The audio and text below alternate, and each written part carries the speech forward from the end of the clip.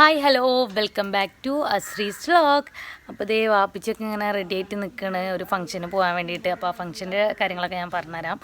പിന്നെ അതുപോലെ തന്നെ ഇന്നലെ ഞങ്ങളുടെ ഇവിടെ ജയിച്ചതിൻ്റെ കുറച്ച് ആഘോഷമൊക്കെ ഉണ്ടായിരുന്നു. അപ്പോൾ അതിൻ്റെ ഒരു ചെറിയ ക്ലിപ്പാണ് ചെയ്തത്. എനിക്ക് അങ്ങനെ ഒന്നും എടുക്കാൻ പറ്റിയിട്ടില്ല, ഞാൻ അങ്ങോട്ടൊക്കെ ഒന്നും അങ്ങനെ പോയിട്ടുണ്ടായിരുന്നില്ല. അപ്പോൾ അതിൻ്റെ ഒരു ചെറിയൊരു ക്ലിപ്പൊക്കെ ഞാൻ കാണിച്ചു തരാം. പിന്നെ അതുപോലെ തന്നെ ഇന്ന് മോർണിംഗിലത്തെ കുറച്ച് വിശേഷങ്ങളുണ്ട്. അപ്പോൾ അത് നിങ്ങൾ പോയി കണ്ടിട്ടോ.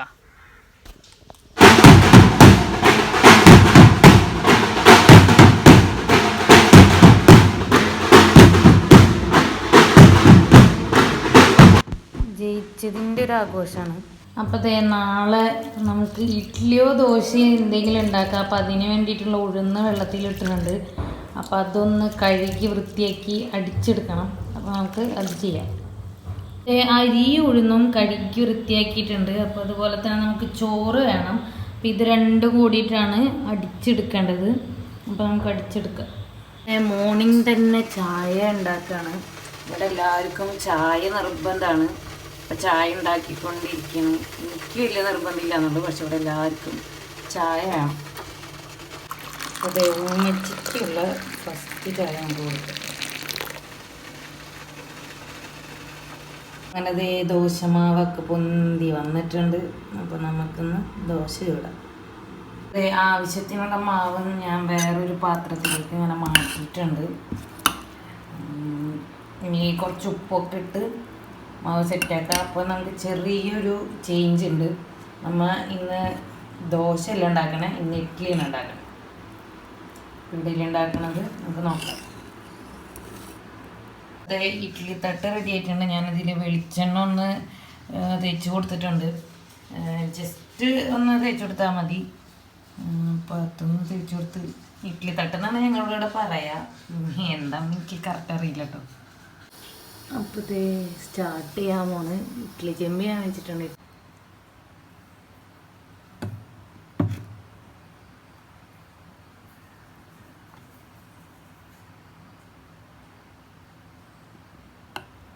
മാവ് കുഴിച്ച് നമുക്ക് അടച്ചു വെക്കാം. ആവിയിലിരുന്ന് വേവട്ടെ. അതേ പൊന്തി വന്നിട്ടുണ്ട്. അപ്പം നമുക്കതിൽ നിന്ന് ഇങ്ങോട്ട് എടുക്കാം. അപ്പം അതേ നമ്മളെ സോഫ്റ്റ് ഇഡ്ഡലി റെഡി ആയിട്ടുണ്ട്. നമുക്ക് കഴിക്കാം. ഇഡ്ഡലിക്ക് സാമ്പാറും ചമ്മന്തിയുണ്ട്. അപ്പോൾ അത് കഴിക്കാം. അങ്ങനെ ഫുഡ് ഇങ്ങനെ കഴിച്ചുകൊണ്ടിരിക്കണം. അതിൻ്റെ കൂടെ ന്യൂസും കണ്ടുകൊണ്ടിരിക്കണം. ഇന്നലത്തത് അപ്പം എന്തായി എന്നുള്ളത് ഇങ്ങനെ നോക്കിക്കൊണ്ടിരിക്കണം. കേന്ദ്രം എന്താവും എന്നറിയാനുള്ള ആകാംക്ഷയിലാണ്.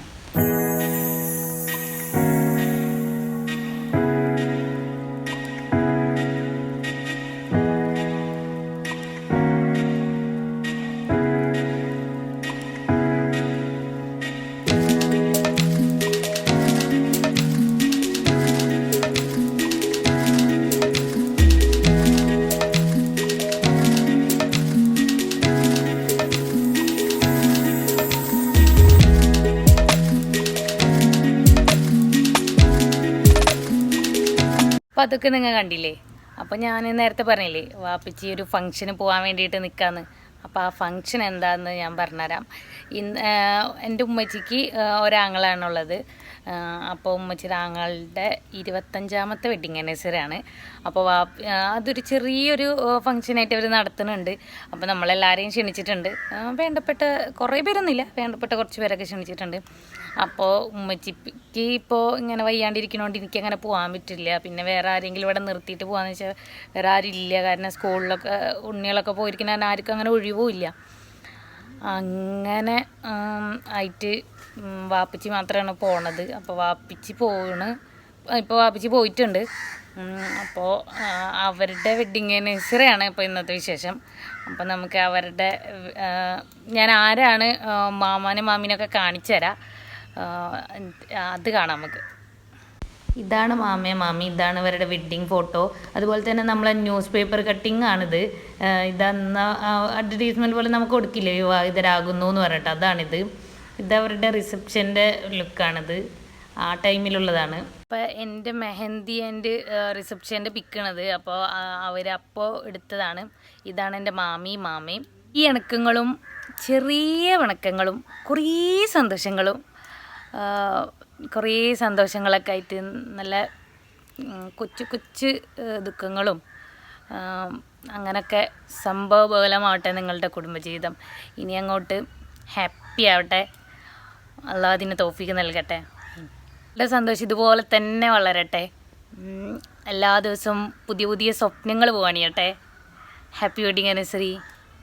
അതെ, നമ്മൾ പോയില്ലെങ്കിലും ഫുഡൊക്കെ കൊടുത്തയച്ചിട്ടുണ്ട്.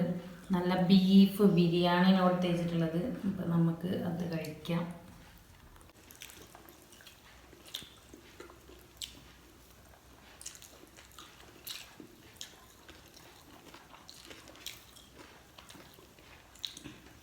നല്ല ടേസ്റ്റ് ഉണ്ട് ഫുഡ്. ഈ ഫുഡും പിന്നെ ഞങ്ങൾ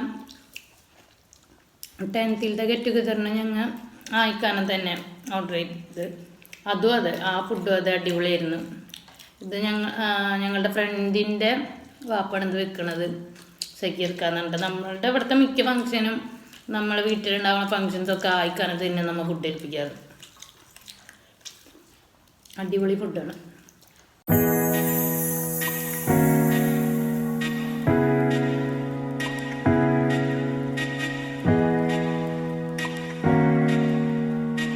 അതെ, ഫുഡ് കഴിച്ച് ഫിനിഷ് ചെയ്തിട്ടുണ്ട്.